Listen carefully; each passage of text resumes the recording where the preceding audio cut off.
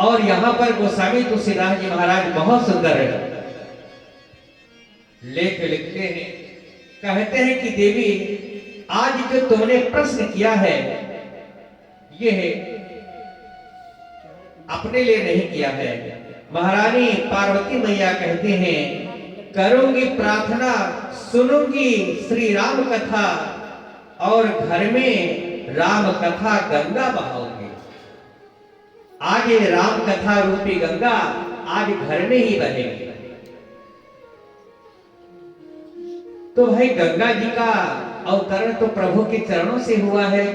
और यहाँ कौन सी गंगा बहेगी, कौन सी गंगा बह रही है? कहा कि नहीं, यहाँ भी गंगा बहे है। और गंगा जी की उत्पत्ति कहाँ से हुई है आप लोग जानते हैं ना? जरा बताइएगा, जोर से बोलिएगा ताकि हम सुन लें। नहीं, ये तो गौमुख से निकल रही है, लेकिन उत्पत्ति कहाँ से हुई है?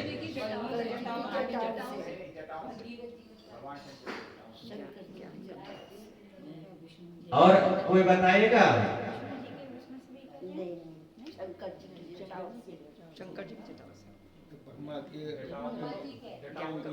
कमंडल से निकली है, ब्रह्मा जी के कमंडल से भी नहीं निकली है।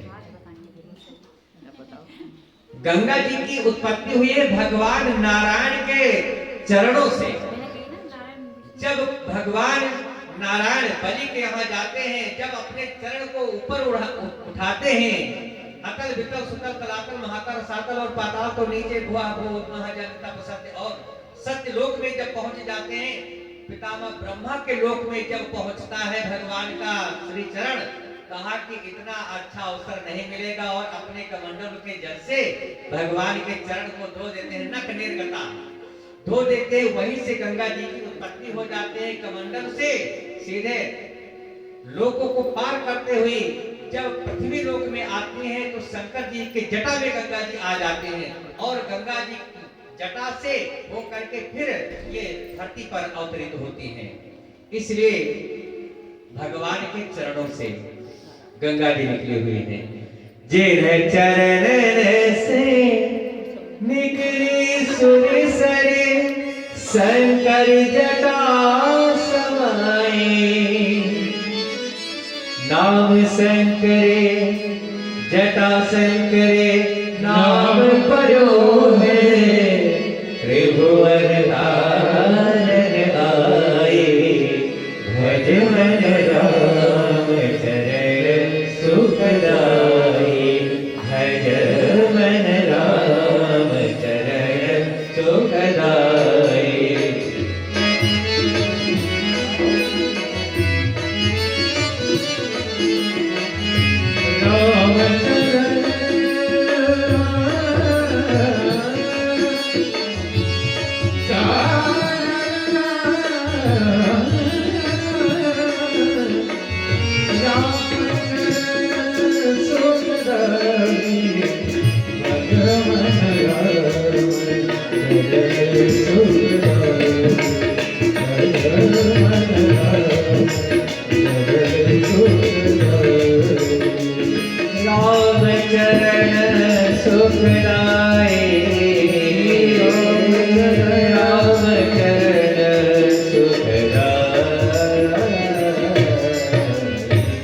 तो गंगा जी भगवान के श्री चरणों से प्रकट हुई है।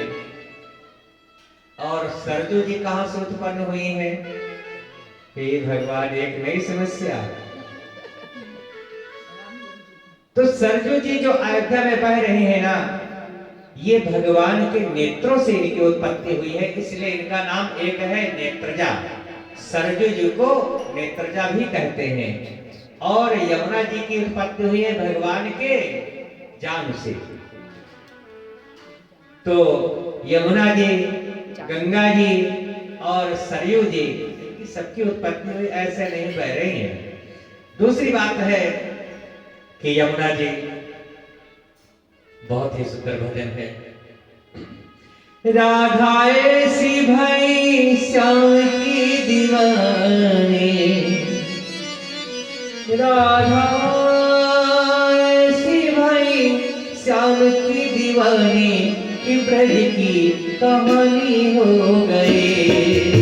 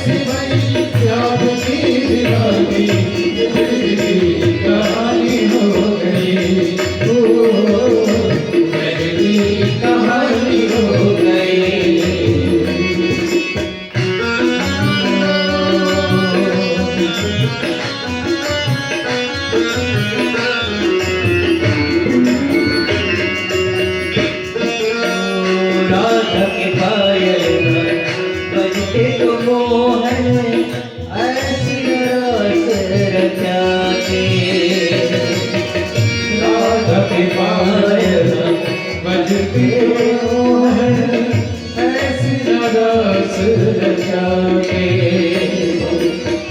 राधा के नैना रोते तो यमुना ऐसी काली न होती, राधा के नैना रोते तो यमुना ऐसी काली न होती।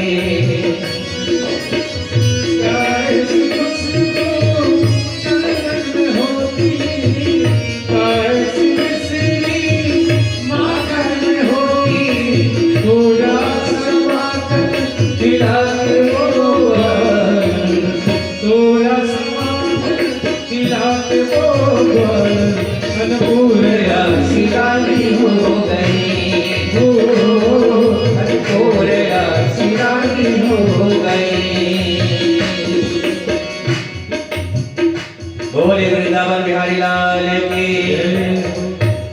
तो इस प्रकार से गंगा जी की उत्पत्ति होती है। तो भगवान के चरणों से उत्पत्ति होती है, वो गंगा है। और यहाँ पर आज गंगा बहेगी तो कौन सी गंगा? क्या वो जटा वाली गंगा चालू कर देंगे? नहीं, वहां जटा वाली गंगा नहीं, यहाँ राम कथा रूपी गंगा बहेगी।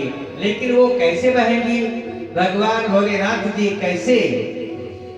क्योंकि जब भगवान भोलेनाथ कहते हैं धन्य धन्य गिरिराज तुम्हारे, तुम सवार रही उपकारे। आज कहते हैं कि देवी तो धन्य है, और एक बार नहीं कहा कि धन्य धन्य गिरिराज कुमारी। हे देवी तू धन्य है, तू धन्य। आज 2 बार धन्यवाद दे रहे हैं। क्यों? क्योंकि आज समझ गए हैं, क्योंकि जो भगवान की कथा है या ईश्वर है,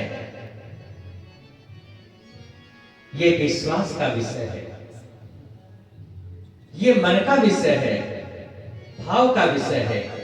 ईश्वर तर्क का विषय नहीं है, ईश्वर तो भाव का विषय है। आज भगवान भोलेनाथ कहते हैं देवी तो धन्य है, और सती के रूप में कहा तो कि न जाए परीक्षा ले हो वही ये सो जो राम रचना का, क्या बात कहते हैं। लेकिन आज कहते हैं तू धन्य है देवी। आज भी भगवान राम के विषय में पूछ रहे हैं, पिछले बार भी पूछा था, लेकिन पूछने का तरीका अलग अलग है और विचार और भाव अलग अलग है। पहले भाव था, इनके अंदर अभिमान था कि मैं दक्ष की बेटी हूं, मैं ज्ञानी की बेटी हूं, मेरे अंदर ज्ञान है। लेकिन आज ये भक्त बन करके श्रद्धा रूपी होकर के पूछ रहे हैं, भाव से पूछ रहे हैं। तब भगवान भोलेनाथ जी कहते हैं धन्य हो देवी, धन्य धन्य गिरिराज कुमारी। और कहते हैं कि देवी आज आपने अपने लिए प्रश्न नहीं किया है। कहा फिर, कहा सकल लोक जग पावने गंगा। आज जो आपने प्रश्न किया है ये अपने लिए नहीं, बल्कि ये पूरे समाज के लिए, पूरे संसार के लिए। क्योंकि यदि कथा होती है तो हमारे यजमान जी ही नहीं, बल्कि जो भी कोई सुनना चाहे सभी प्रेम से सुन सकते हैं, सभी के लिए है। ऐसा नहीं कि यहाँ पर कथा हमारे यजमान जी करवा रहे हैं तो ये सुन रहे हैं और इनके बेटा बहू भी सुन रहे हैं। जो भी सुनना चाहते हैं सभी को मिलेगा। तो कहने का तात्पर्य है कि गंगा जी को तो लाए थे भागीरथ जी पृथ्वी पर, लेकिन आज हम लोग भी स्नान करके अपना कल्याण कर रहे हैं। कहने का तात्पर्य है कि माता पार्वती जी ने भले पूछा है अपने लिए, लेकिन वो सार्वभौम है समस्त संसार के लिए। वो गंगा जी पावन करने वाली है। अब गंगा जी यहाँ प्रकट होती है। कैसे प्रकट होती हैं? पूछे और पद कथा प्रसंगा सकल लोक जग पावन गंगा। भगवान भोलेनाथ जी के नेत्रों में आंसू आ जाते हैं। जब भगवान का ध्यान करते हैं तो नेत्रों में आंसू आ जाते हैं। भगवान भोलेनाथ प्रभु श्री राम के प्रेम विभोर हो जाते हैं। नेत्रों में जब आंसू आ जाते हैं और जब सच्चे मन से, सच्चे लगन से, सच्चे भाव से किसी को याद किया जाए तो अवश्य मिलता है। जेहि पर जय कर सत्य स्नेहु सोते ही मिलहे रंगत सर रे हो। भगवान भोलेनाथ जी जैसे भगवान का ध्यान करते हैं और गदगद हो जाते हैं, नेत्र सजल हो जाते हैं कि उसी क्षण मेरे भगवान श्री राम उनके हृदय में प्रकट हो जाते हैं। बोल श्री रामचंद्र भगवान की।